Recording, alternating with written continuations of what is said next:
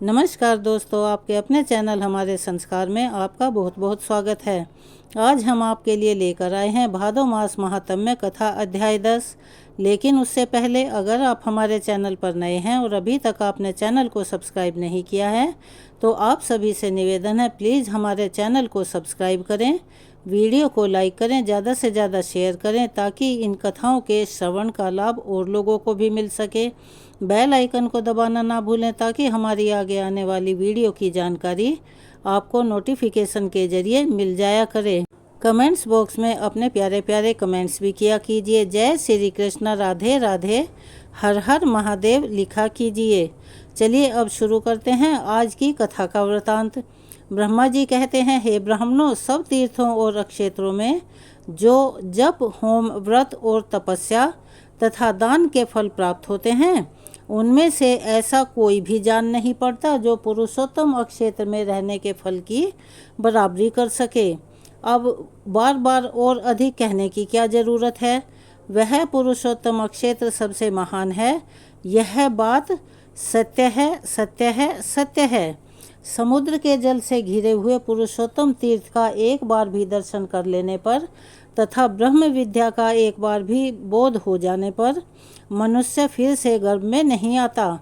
जहाँ भगवान विष्णु का संविधान है, उस उत्तम पुरुषोत्तम अक्षेत्र में 1 वर्ष या फिर 1 मास तक भगवान की उपासना करें। ऐसा करने वाले पुरुष ने जप, होम तथा भारी तपस्या की है, वह उस परम धाम में नहीं जाता है जहाँ साक्षात योगेश्वर श्री हरि विराजमान रहते हैं। ब्रह्मा जी की बात सुनकर मुनिगण कहने लगे, भगवान, हमें तीर्थ की महिमा का विस्तार पूर्वक श्रवण करने पर भी तृप्ति नहीं होती, इसीलिए आप पुनः किसी गोपनीय तीर्थ का वर्णन कीजिए। ब्रह्मा जी कहने लगे, श्रेष्ठ ब्राह्मणों, पूर्व समय में देवऋषि नारद ने मुझसे यही प्रश्न पूछा था। उस समय मैंने प्रयत्न पूर्वक जो कुछ उनसे कहा था वही तुम्हें भी बतलाता हूँ, सुनो। नारद जी ने पूछा, जगतपति, स्वर्ग लोक, मृत्युलोक और रसातल में कुल कितने तीर्थ हैं तथा सभी तीर्थों में सदा कौन सबसे बढ़कर तीर्थ है, कृपया बताइए। ब्रह्मा जी बोले, देवऋषि, स्वर्ग लोक, मृत्युलोक और रसातल में 4 प्रकार के तीर्थ हैं, देव, आसुर, आर्ष और मानुष। यह 3 लोकों में विख्यात हैं। जम्बू द्वीप में भारतवर्ष तीर्थ भूमि है, वह तीनों लोकों में विख्यात है बेटा। वह कर्म भूमि है, इसीलिए उसे तीर्थ कहते हैं। पहले मैंने तुम्हें जो बताए हैं वे सब तीर्थ भारतवर्ष में ही हैं। हिमालय और विंध्य पर्वत के बीच ऐसी 6 नदियां हैं जिनका प्राकट्य ब्रह्मा, विष्णु तथा शिव इन देवताओं से हुआ है। इसी प्रकार दक्षिण समुद्र तथा विंध्य पर्वत के बीच में भी 6 देव संभव नदियां हैं। यह 12 नदियां प्रधान रूप से बताई गई हैं, गोदावरी, भीमरथी, तुंगभद्रा, कृष्णवेणी, तापी और पयोशनी।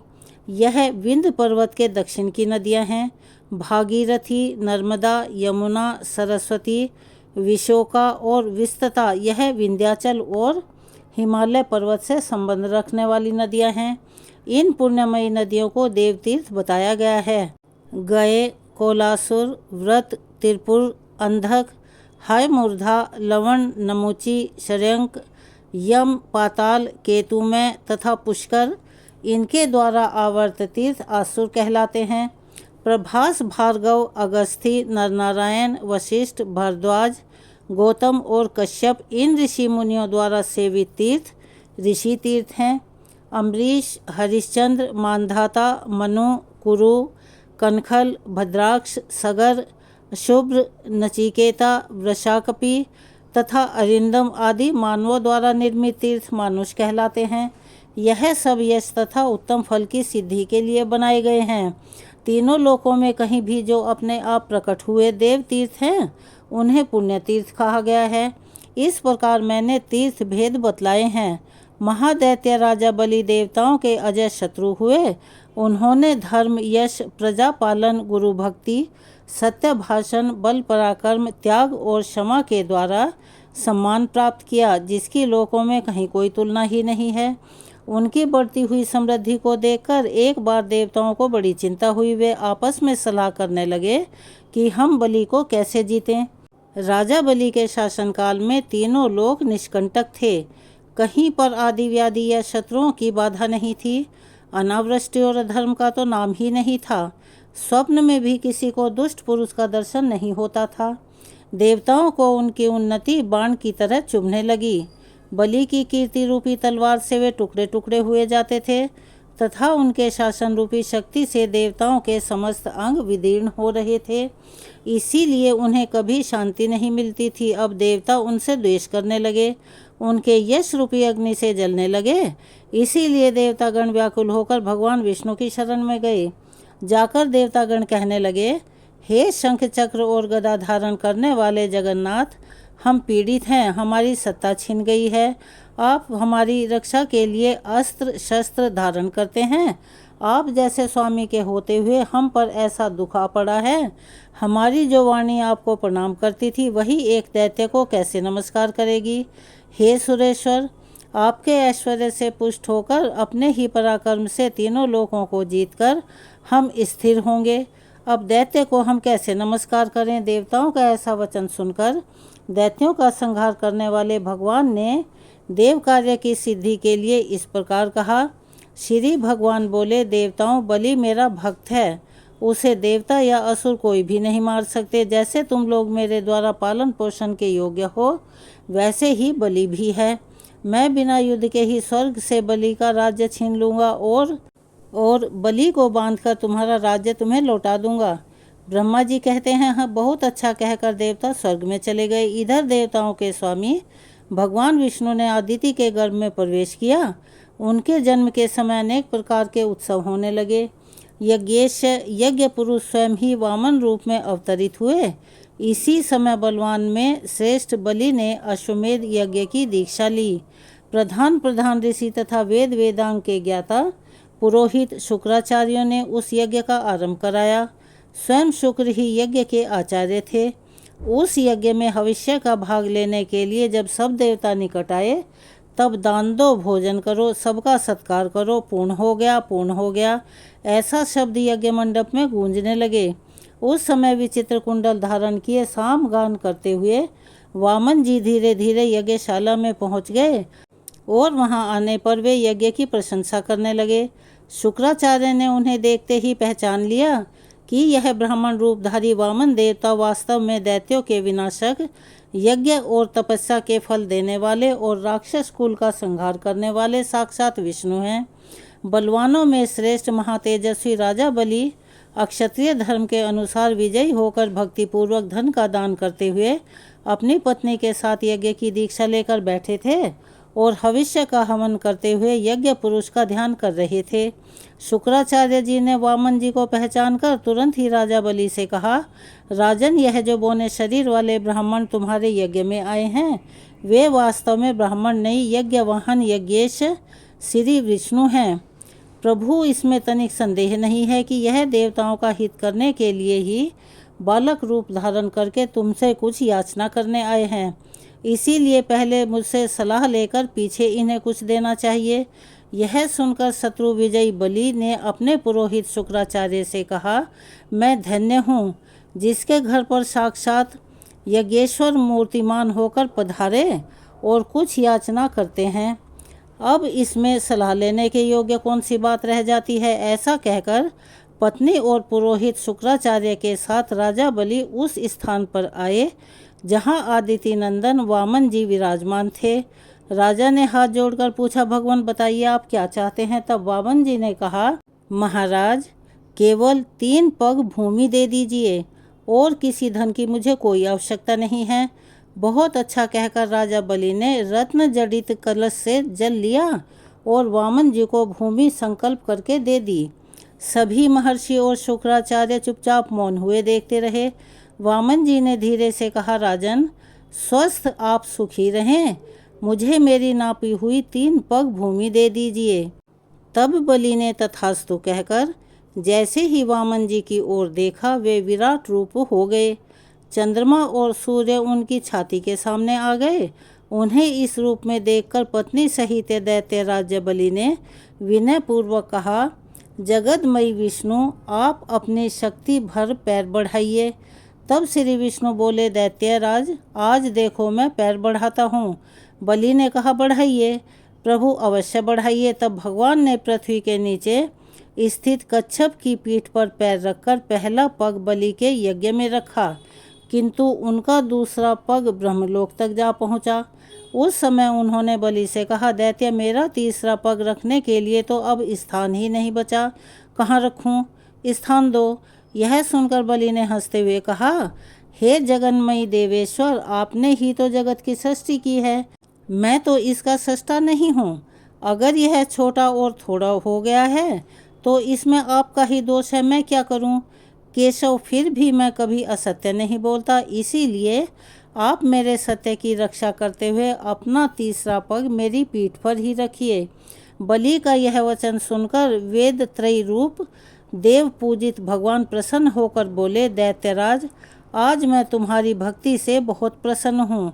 तुम्हारा कल्याण हो और अपने मनोवांछित कोई वर मांगो। तब बलि ने जगत के स्वामी भगवान त्रिविक्रम से कहा, अब मैं आपसे याचना नहीं करूँगा। तब भगवान ने स्वयं ही प्रसन्न होकर उन्हें मनोवांछित वर दे दिया। वर्तमान समय में रसातल का राज्य, भविष्य में इंद्रपद, स्वतंत्रता तथा अविनाशी यश आदि प्रदान किए। इस प्रकार दैत्यराज बलि को यह सब कुछ देकर भगवान ने उन्हें पुत्र और पत्नी सहित रसातल में भेज दिया और इंद्र को देवताओं का राज्य अर्पित कर दिया। इसी बीच में उनका जो दूसरा पग मेरे लोक में आ पहुंचा था, उसे देखकर मैंने सोचा, जन्मदाता भगवान विष्णु का चरण है, जो सौभाग्यवश मेरे घर पर आ पहुंचा है। इसके लिए मैं क्या करूं जिससे मेरा कल्याण हो सके? मेरे पास जो यह श्रेष्ठ कमंडल है, इसमें भगवान शंकर का दिया हुआ पवित्र जल है। यह जल उत्तम वरदायक, शांतिकारक, शुभत, भोग और मोक्ष का दाता, विश्व के लिए मात्र रूप अमृतमयी, पवित्र औषधि, पावन, पूज्य, ज्येष्ठ, श्रेष्ठ, गुणमयी तथा स्मरण मात्र से लोगों को पवित्र करने वाला है। मैं अपने पिता को अर्घ्य रूप से अर्पित करूँगा। ऐसा सोचकर मैंने वह जल भगवान के चरणों में अर्घ्य रूप में चढ़ा दिया। यह मंत्र युक्त अर्ध जल भगवान विष्णु के चरणों में गिरकर मेरु पर्वत पर पड़ा और 4 भागों में बंटकर पूर्व, दक्षिण, पश्चिम तथा उत्तर दिशा में पृथ्वी पर जा पहुंचा। दक्षिण में गिरे हुए जल को भगवान शंकर ने जटाओं में समा लिया। पश्चिम में जो जल गिरा वह फिर कमंडल में ही चला गया। उत्तर में गिरे हुए जल को भगवान विष्णु ने ग्रहण किया और पूर्व में जो जल गिरा था उससे देवताओं, पितरों और लोकपालों ने ग्रहण किया। इसीलिए यह जल अत्यंत श्रेष्ठ कहा जाता है। भगवान विष्णु के चरणों से निकलकर दक्षिण दिशा में गया हुआ जल, जो भगवान शंकर की जटा में स्थित हुआ, पर्व के समय शुभोदय करने वाला है। उसके प्रभाव का स्मरण करने से समस्त मनोवांछित वस्तुओं की प्राप्ति होती है। ब्रह्मा जी कहते हैं, महामते, भगवान शंकर की जटा में जो दिव्य जल आकर स्थित हुआ, उसके 2 भेद हुए, क्योंकि उसे पृथ्वी पर उतारने वाले 2 व्यक्ति थे। उस जल के एक भाग को तो व्रत, दान और समाधि में तत्पर रहने वाले गौतम नामक ब्राह्मण ने भगवान शिव की आराधना करके भूतल तक पहुँचाया, जो संपूर्ण लोक में विख्यात हुआ, तथा दूसरा भाग बलवान क्षत्रिय राजा भगीरथ ने इस पृथ्वी पर उतारा। इसके लिए उन्हें नियमों का पालन करते हुए तपस्या द्वारा भगवान शंकर की आराधना करनी पड़ी थी। इस प्रकार एक ही गंगा के 2 स्वरूप हो गए।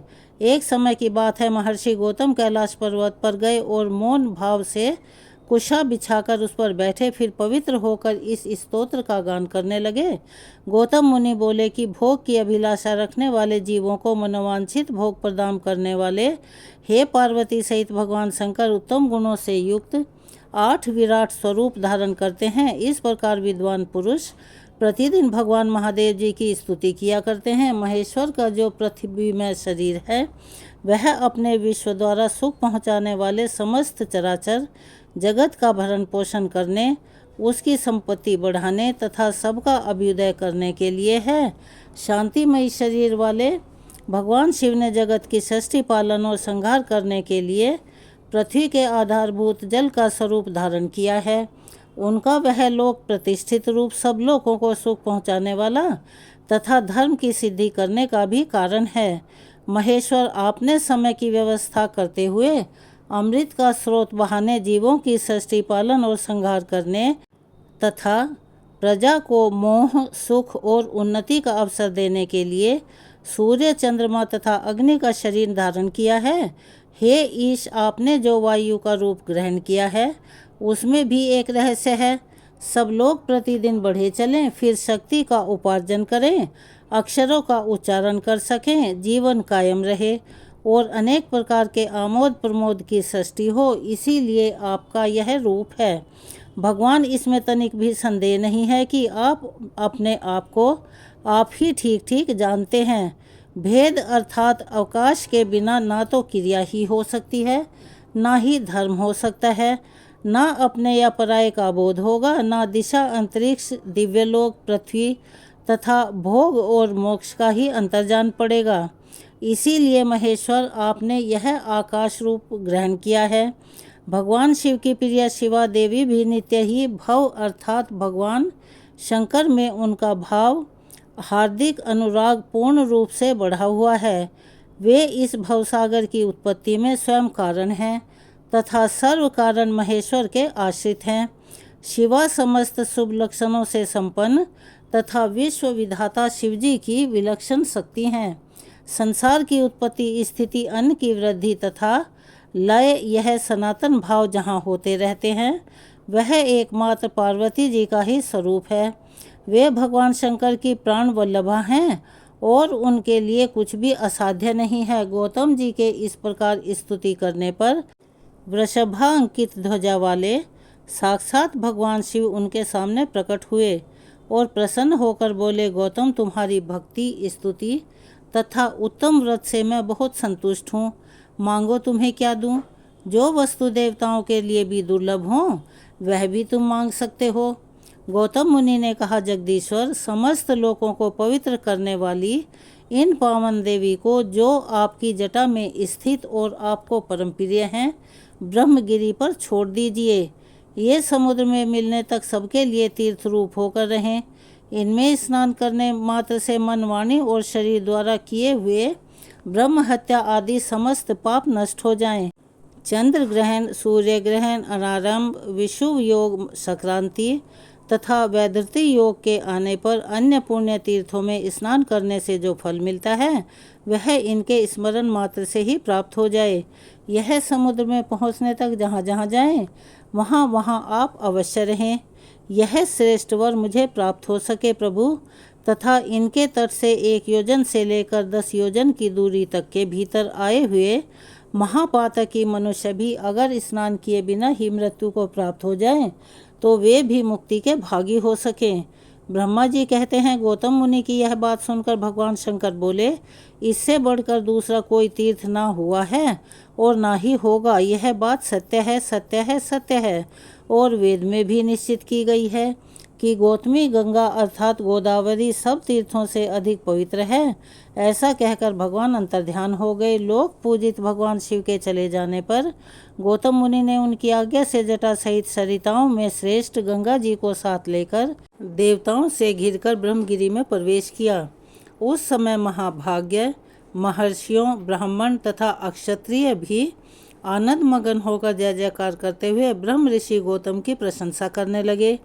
पवित्र और संयत मन वाले गौतम ने जटा को ब्रह्मगिरी के शिखर पर रखा और भगवान शंकर का स्मरण करते हुए गंगा जी से हाथ जोड़कर कहा, 3 नेत्रों वाले भगवान शिव की जटा से प्रकट हुई हे माता गंगा, आप सब अभीष्ट फलों को देने वाली और शांत हो, मेरा अपराध क्षमा करो और सुखपूर्वक यहाँ से प्रवाहित होकर जगत का कल्याण करो। देवी, मैंने तीनों लोकों का उपकार करने के लिए आपकी याचना की है और भगवान शंकर ने भी इसी उद्देश्य की सिद्धि के लिए आपको दिया है, अतः हमारा यह मनोरथ असफल नहीं होना चाहिए। मुनि के ऐसे वचन सुनकर भगवती गंगा ने उसे स्वीकार किया और अपने आप को 3 भागों में बांटकर स्वर्गलोक, मृत्युलोक और रसातल में फैल गई। स्वर्गलोक में उनके 4 रूप हुए, मृत्युलोक में वे 7 धाराओं में बहने लगी और रसातल में भी उनकी 4 धाराएं हुई। इस प्रकार एक ही गंगा जी के 15 आकार हो गए। गंगा देवी सर्वत्र हैं, सर्वभूत स्वरूपा और सब पापों का नाश करने वाली हैं तथा संपूर्ण अभीष्ट वस्तुओं को देने वाली हैं। वेद में सदा उन्हीं के यश का गान किया जाता है। जिनकी बुद्धि अज्ञान से मोहित है वे मृत्यु लोक के निवासी समझते हैं कि गंगा केवल मृत्यु लोक में ही है, पाताल लोक में या फिर स्वर्ग लोक में नहीं। भगवती गंगा जहाँ तक पहुँचकर सागर में मिलती है वहाँ तक वे देवमयी मानी गई हैं। महर्षि गौतम के छोड़ने पर वे पूर्व समुद्र की ओर चली गई। उस समय देव ऋषि द्वारा सेवित कल्याणमयी जगन माता गंगा की मुनि श्रेष्ठ गौतम ने परिक्रमा की। इसके बाद उन्होंने देवेश्वर भगवान त्र्यंबकम का पूजन किया। उनके स्मरण करते ही करुणा सिंधु भगवान शिव वहाँ प्रकट हो गए। पूजा करके महर्षि गौतम ने कहा कि देव देवेश्वर, आप संपूर्ण लोकों के हित के लिए मुझे इस तीर्थ में स्नान करने की विधि बताइए। तब भगवान शिव बोले, महर्षि गोदावरी में स्नान करने की संपूर्ण विधि सुनो। पहले नांदी मुख श्राद्ध करके शरीर की शुद्धि कर, फिर ब्राह्मणों को भोजन कराएं और उनसे स्नान करने की आज्ञा लें। इसके बाद ब्रह्मचर्य का पालन करते हुए गोदावरी नदी में स्नान करने के लिए जाएं। उस समय पतित मनुष्यों के साथ वार्तालाप न करें। जिनके हाथ पैर और मन भली भांति संयम में रहते हैं वही तीर्थ का पूरा फल पाता है। दुर्भावना का परित्याग करके अपने धर्म में स्थित रहें और थके मांदे पीड़ित मनुष्यों की सेवा करते हुए उन्हें यथा योग्य अन्न दें। जिनके पास कुछ नहीं है ऐसे साधुओं को वस्त्र और कंबल दें। भगवान विष्णु की तथा गंगा जी के प्रकट होने की दिव्य कथा सुने। इस विधि से यात्रा करने वाला मनुष्य तीर्थ के उत्तम फल का भागी होता है। गौतम, गोदावरी नदी में 2-2 हाथ की भूमि पर तीर्थ होंगे। उनमें मैं स्वयं सर्वत्र रहकर सबकी समस्त कामनाओं को पूर्ण करता रहूँगा।